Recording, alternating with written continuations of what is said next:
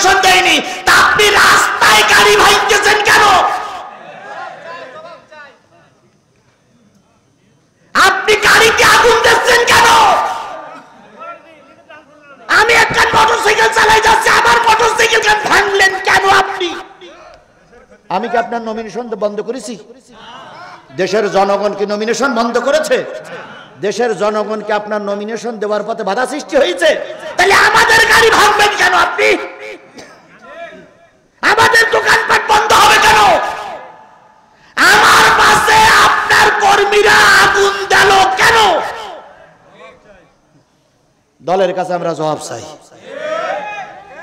যারা সামান্য নমিনেশন পাইনি বলে বাসে আগুন দিচ্ছে, সামান্য নমিনেশন পাইনি বলে মোটরসাইকেল পোড়াচ্ছে, আল্লাহ না করুক, আল্লাহ না করুক, আল্লাহ না করুক, এই পার্টি আর এই দলের লোকেরা যদি ক্ষমতায় যায়, ওর গা পেটে খুঁজে থাকলে আমার বউ পর্যন্ত টেনে নিয়ে চলে যাবে ওরা।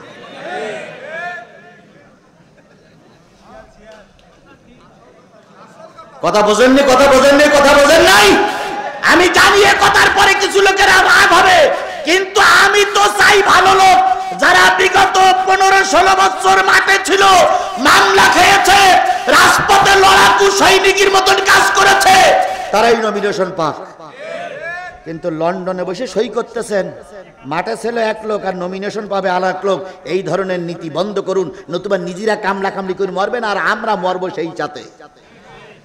বাংলাদেশের তৃতীয়বারের মতন আমিরে জামাত নির্বাচন হয়েছে। বাংলাদেশের ডাক্তার শফিকুর রহমান 3 বারের মতন আমিরে জামাত হয়েছে না? বাংলাদেশে কোন জায়গায় আনন্দ মিছিল কিংবা তার বিপক্ষে কোনো মিছিল হয়েছে? জামাতের 300 আসনের এমপি নির্বাচন করার জন্য নাম ঘোষণা করা হয়েছে, একটাও বিরোধী দলীয় বিপক্ষের লোক নাই। যারা নমিনেশন দেওয়া হয়েছে সবাই মেনে নেছে। আপনারা কেন পারেন না? আপনারা কেন পারেন না? আপনারা কেন পারেন না?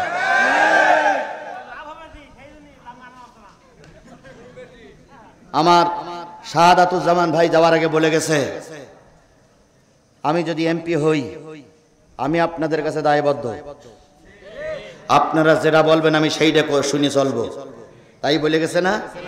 একথা আমার নেতারা বলতে পারে, কিন্তু ও নেতারা বলতে পারে না। কেন বলতে পারে না?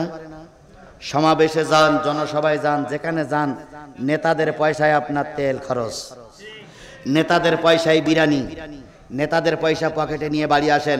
তাহলে নেতার পয়সায় দল চলেছে, আগামীতে যদি ওনারা ক্ষমতায় যায় নেতা আগে খেয়ে নেবে, তাই আপনার দেবে। আর শাহাদাতুজ্জামানের জনসভায় আমার টাকা, শাহাদাতুজ্জামানের পদসভায় আমার নিজের গাটির তেল, তাহলে আমার গাটির তেল, আমার গাটির টাকা, আমরা একসঙ্গে হয়ে ওনার পিছনে মেহনত করে ওনার পাশ করাইছি। উনি আমাদের গোলাম, আমরা ওনার গোলাম নয়। যদি ওনারা ক্ষমতায় যায় আমাদের কাছে জবাবদিহিতা করতে বাধ্য থাকবে, কিন্তু অন্য দলের এমপিরা ক্ষমতায় গেলে আমরা সবাই তাদের কাছে জবাবদিহিতা করতে বাধ্য থাকবো। এই জন্য ওনারা বলতেছে ভোট পর্যন্ত নামাজ পড়।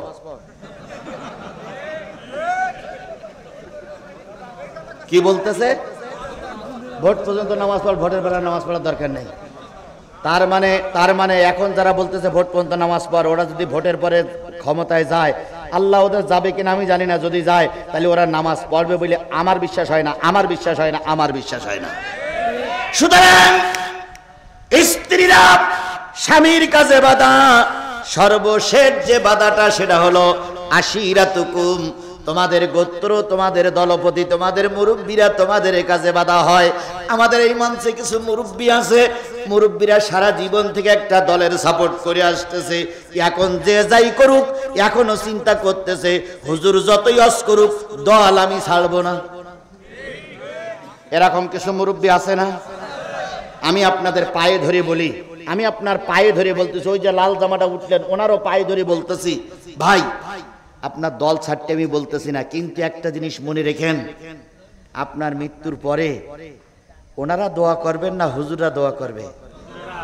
এখনো সবাই জানে হুজুরদের দোয়া আল্লাহ ফিরাইয়ে, দেয় না।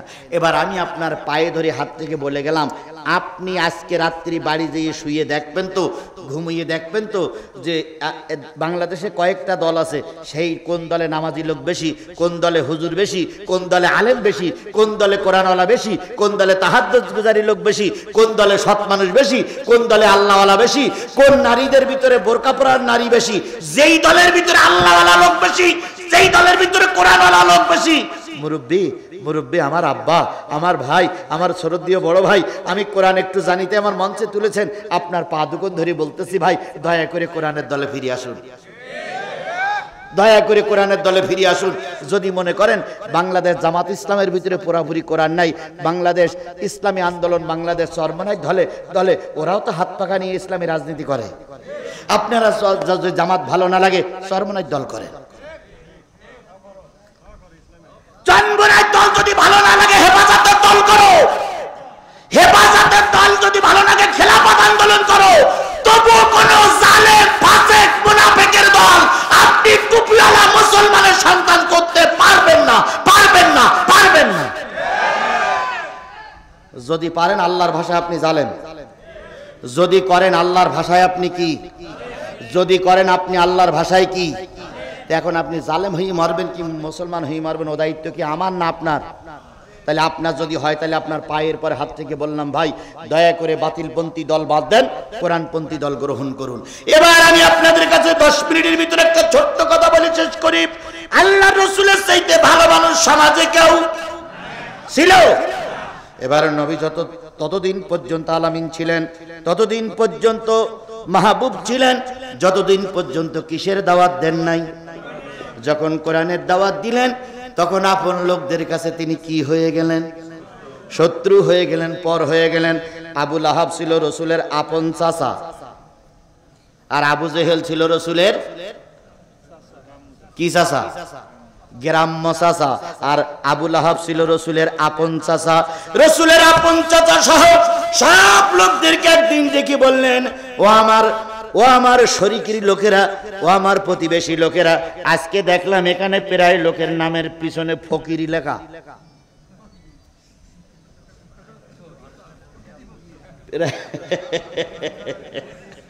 প্রায় লোকের পিছনে কি লেখা? আচ্ছা, এ ফকির কি ভিক্ষে করা ফকির? এদের কি উপাধি? ফকির উপাধি কি? তার মানে এরা ফকির গোষ্ঠী। ছোটবেলার থেকে এই ফকির গোষ্ঠী থেকে কি পরিচিত হয়ে আসছে। আমি হলাম সর্দার আজিজুল ইসলাম সর্দার, তার মানে আমি সর্দার গোষ্ঠী। আপনি হলেন নিয়ামাতুল্লাহ মোড়ল, তার মানে আপনি কোন গোষ্ঠী? আল্লাহ রাসূল ছিল কুরাইশ গোষ্ঠীর মানুষ।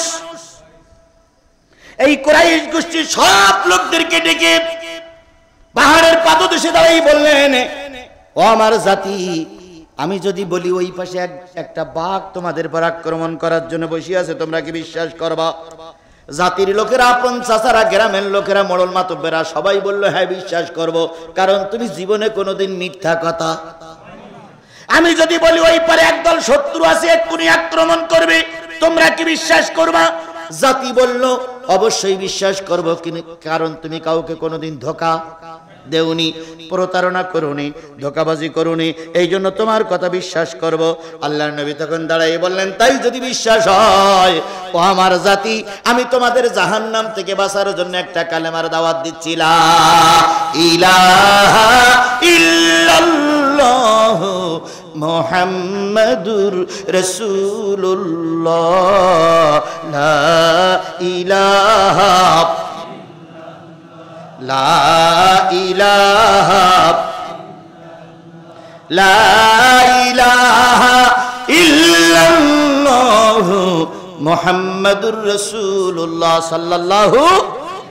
ওই যাদের সামনে কথা বলতেছে সেখানে আছে আবু জেহেল, আবু সুফিয়ান, উতবা সাহেবা, ওয়ালিদ ইবনে মুগীরা, আবু লাহাব।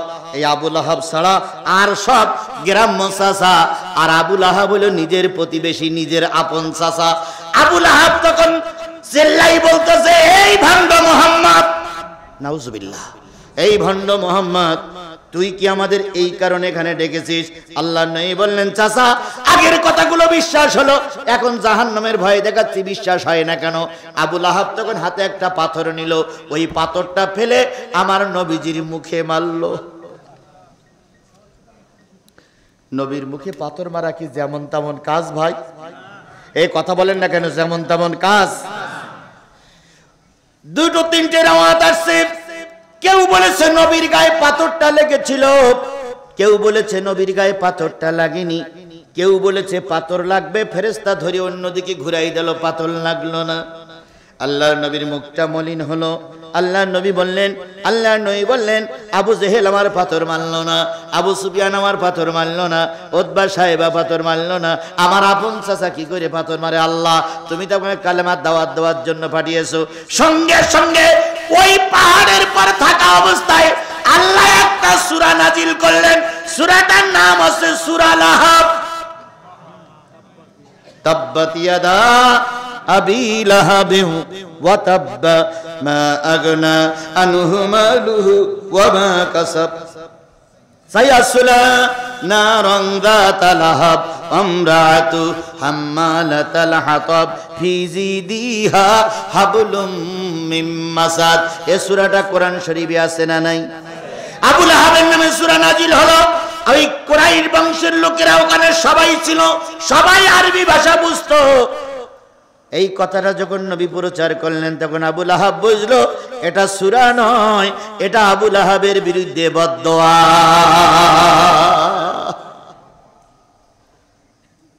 নবীজির সঠিক উত্তরসূরি ছিলেন আল্লামা সাঈদী।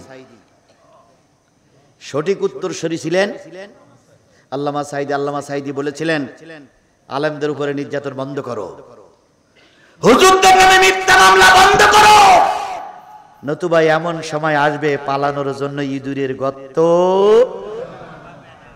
হুজুরের এই দোয়াটা কি কাজে লেগেছে না লাগেনি? উনি আরেকটা কথা বলেছিলেন, আমাদের মৌলবাদ মৌলবাদ বলে গালিগালাজ করো না, আমরা আছি গাছের গোড়ায় আর তোমরা আছো আগায়। গাছের গোড়া ধরিয়ে 7 কোটি মৌলবাদী নাড়া দেবে, 12 কোটি মৌলবাদী নাড়া দেবে, মামুর বাড়ি দিল্লি যেয়ে পড়বা আর আসতে পারবা না। আচ্ছা, সেটাও কাজে লেগেছে না লাগেনি? তাহলে নবীর দোয়া সেদিন যদি আবু লাহাবের সূরা লাহাব কাজে লেগে থাকে, আজকেও আলেমরা যে দোয়া করেছে সেই দোয়া কাজে লাগবে। এখন আপনারা আলেমদের বিরুদ্ধে অপমানসূচক কথা বলছেন, অনেক দল আপনারা আলেমদের নিয়ে ফাউ কথা বলতেছেন, জেনে নিও আলেমদের দোয়া আল্লাহ ফিরাই দেয় না। আলেমদের দোয়া আল্লাহ। একজন বিরাট ধনী মানুষ যাচ্ছে রাস্তা দিয়ে স্ত্রী নিয়ে, আর একজন পাগল যাচ্ছে রাস্তা দিয়ে, ওই একই রাস্তা দিয়ে, কিন্তু বৃষ্টির কারণে রাস্তা একটু কাদা হয়েছে। ফকির ব্যক্তি পায়ে জুতা নাই, তো পা পিছলে পড়ে যাওয়ার সময় এই স্ত্রীর পায়ের কাদা একটু ওই রাজার স্ত্রীর গায়ে গিয়ে লেগেছে। ফকিরের পায়ের কাদা একটু রাজার স্ত্রীর গায়ে গিয়ে লেগেছে। এই স্ত্রী তখন স্বামীরে যেয়ে বলতেছে, ওই ফকিরের কাদা আমার গায়ে লেগেছে। রাজা তখন এসে ধুমধাড়াক্কা মার শুরু করেছে। ফকির তখন বলতে, বাদশাহ নামদার, আমি ইচ্ছা করে দেইনি, আমি পিছলে পড়ে যাচ্ছিলাম, তাই কাদাটা লেগেছে, দয়া করে আপনি আমাকে মারবেন না। রাজা আরো খেপে গেছে, মেরিয়ে কাদায় চিৎকানা করে ফেলাইছে, ফেলে কাদা লাগাইনি, কিন্তু ওই লোকটাই অত্যাচার করে গেল। আল্লাহ তোমার যেটা ভালো হয় সেইটা করো। কিছু দূর পথ যেতে না যেতেই বাদশাহ নামদারের হঠাৎ করে পেট ব্যথা শুরু, বমি শুরু, রক্ত বমি হচ্ছে। বাদশাহ ছটফট করতেছে আর বলতেছে, রানী ফকিরের ডাক, ফকিরের দোয়া মনে হয় মালিকের কাছে কবুল হয়ে গেছে। বউটা যেয়ে দেখে ফকির এখনো কাদাগুলো ধরছে, যে বলতেছে, ফকির বাবাজি, বাদশাহ আপনার তলব করেছে। আমার তো আর কিছু করার নেই, চলো যাই। বাদশাহ তখন বমি করতেছে, ফকির ডেকে বলতেছে, তুমি আমাকে মাফ করে দাও, বদদোয়া করেছো। কয় না, আমি বদদোয়া করবো কেন, আমি বদদোয়া করতে পারি, আপনি বাদশাহ মানুষ। তো বলতে, তাহলে আমার এমন হচ্ছে কেন?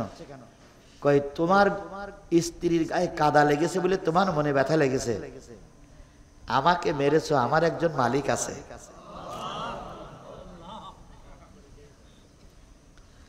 আমার মাইকটা মনে হয় আমার মালিক সহ্য করতে পারেনি, তাই মালিক মনে হয় তোমার পরে এই বিপদটা দেশে। তা আমি মালিকের বলতেছে, মালিক পাগল, ওরা বোঝে না, তুমি মাফ করে দাও। তাহলে ফকিরির গায়ে আঘাত লেগেছে বলে ফকিরির যিনি মালিক তার যদি ব্যথা লাগে, আল্লামা সাঈদীর 13 বছর জেল খাটাইয়ে পুশ করে মেরে দিয়েছ, আল্লামা সাঈদীর জন্য গোটা বিশ্ব কেঁদেছে, আমার আল্লাহকে কান্দা শুনবে না? এই কথা বলেন, শুনবে না? এই শিবগঞ্জে বহুত মানুষের নামে মিথ্যা মামলা দিয়েছ, এই শিবগঞ্জের বহুত মায়ের কোল খালি করেছ, ওই সমস্ত অসহায় মায়ের ডাক কি আল্লাহ শুনবে না? সেই আল্লাহ এখন আছে না নাই? তাহলে ভয় পেও না, একদিন বিজয় আসবেই ইনশাআল্লাহ। ইনশাআল্লাহ। আবুল আহাব এই সূরাটা যখন শুনল তখন আবুল আহাব ভয় পেয়ে গেল। আল্লাহ পাক বলেন, আবুল আহাবের 2 হাত ধ্বংস হোক, ধ্বংস হোক তার স্ত্রী, ধ্বংস হোক তার মাল, ধ্বংস হোক তার সম্পদ। আবুল আহাব চিন্তা করতেন আমার সন্তানাদি ধ্বংস হবে, তাই আবুল আহাব সন্তানাদিদের সঙ্গে করে নিয়ে থাকতেন। হঠাৎ করে একদিন সিরিয়ায় তিনি সফরে যাচ্ছিলেন। সফরে যাওয়া অবস্থায়, আমি কিন্তু সূরা লাহাবের কথা বলতেছি, আশিরাতুকুম গোত্র কিভাবে ধ্বংস করে, চলাকালীন অবস্থায় একটা জঙ্গলের ভিতরে যে রাত হয়ে গেল, মরুভূমি যে রাত হয়ে গেল, আবুল আহাব তার ছেলেদের নিয়ে ব্যারিকেড করে ওই কি বলে জঙ্গলের ভিতরে মরুভূমির ভিতরে থাকলো। রাত 12টা-1টার সময় হঠাৎ করে কানে আওয়াজ আসতেছে, জঙ্গল থেকে বাঘ বিরাট জোরে আওয়াজ করতেছে। আবুল আহাব চিন্তা করলে এই বুঝি আমার 2 সন্তানকে ধরলো, উতবা আর উতাইবা। আবুল আহাব ঘুম থেকে উঠলো, লোকজন নিয়ে ব্যারিকেড করলো, সারা রাত চকি দিচ্ছে যাতে করে আমাদের সন্তানদের কিছু না হয়। কিছুক্ষণ পর দেখা গেল সব চুপ। সকালবেলা উঠে দেখে সব আছে। ছেলে দুটোরে এমন কায়দা করে ছিন্ন বিচ্ছিন্ন করে দিয়েছে যে ছেলে দুটো আর চেনার মতন নাই। আবুল আহাব তখন বলল, নবীর দোয়া মনে হয় কাজে লেগে গেছে। আবুল আহাব খুব চালাক ছিল, বদরের যুদ্ধে যায়নি মার খাওয়ার ভয়ে।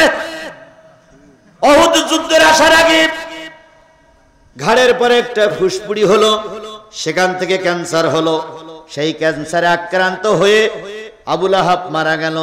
আবুল আহাব মারা যাওয়ার পর তার পরিবারের কেউ লোক কবর দেয়নি, মাটির ভিতরে রাখিনি, ওই পাহাড়ের পাদদেশে ফেলাই দিল। সাঈদী নিজামীকে মারা হয়েছে।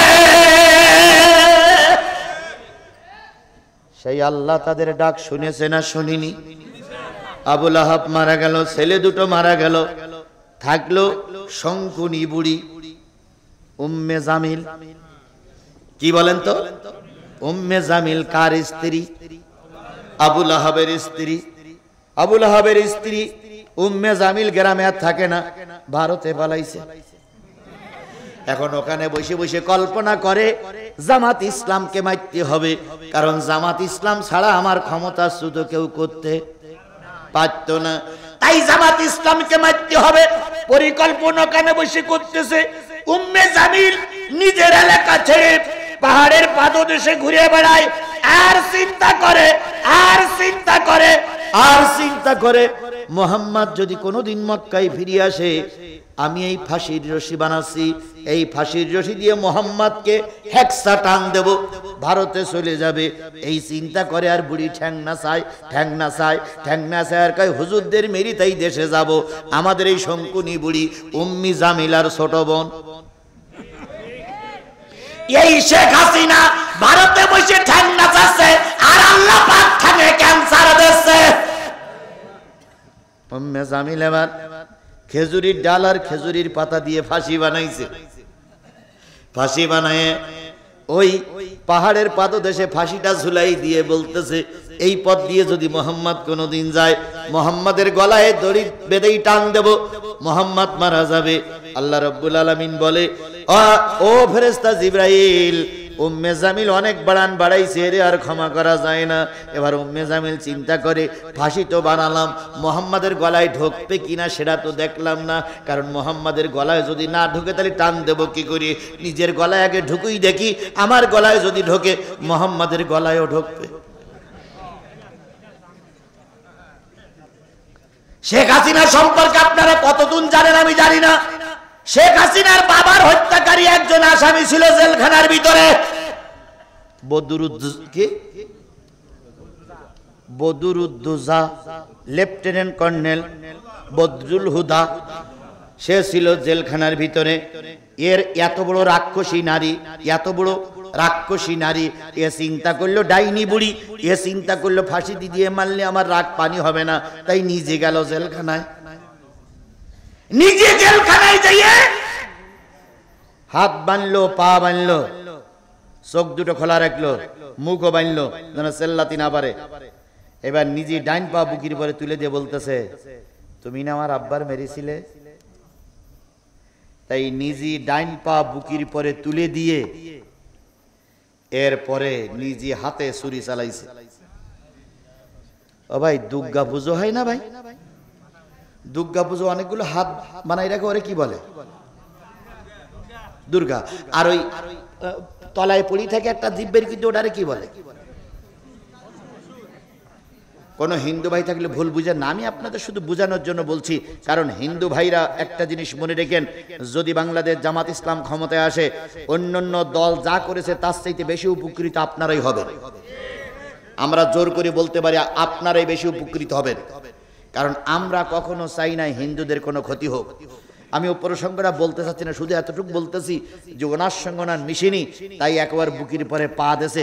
ঠিক শেখ হাসিনা ওই কায়দায় দিয়ে বজলুল হুদার বুকির পরে পা দিয়ে নিজে হাতে জবাই করেছে।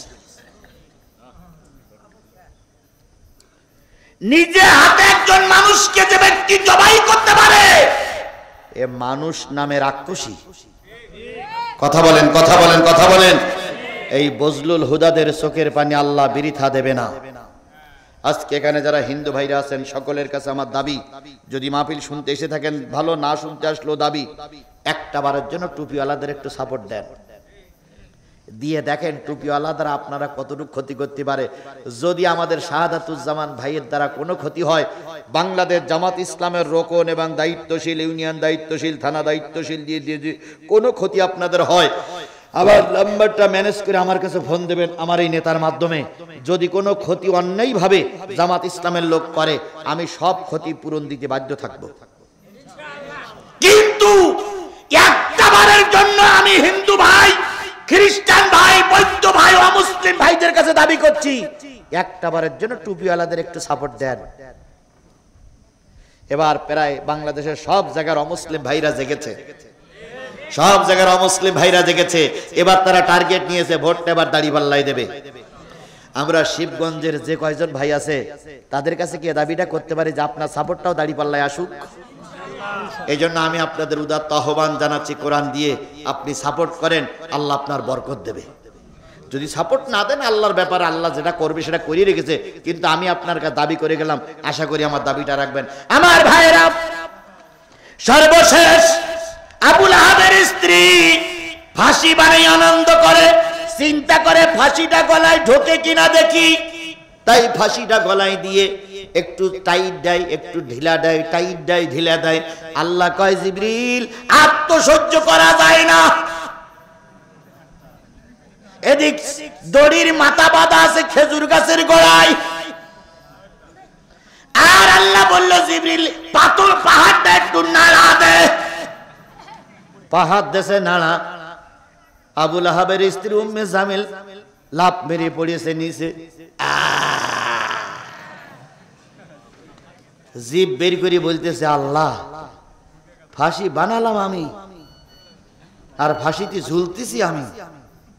শেখ হাসিনা রহমতুল্লাহ আলাইহি, তুমি আমাদের দেশে ট্রাইব্যুনাল করেছ, ট্রাইব্যুনালের রায়ে তোমার ফাঁসি হবে, তোমার মন্ত্রীদের ফাঁসি হবে।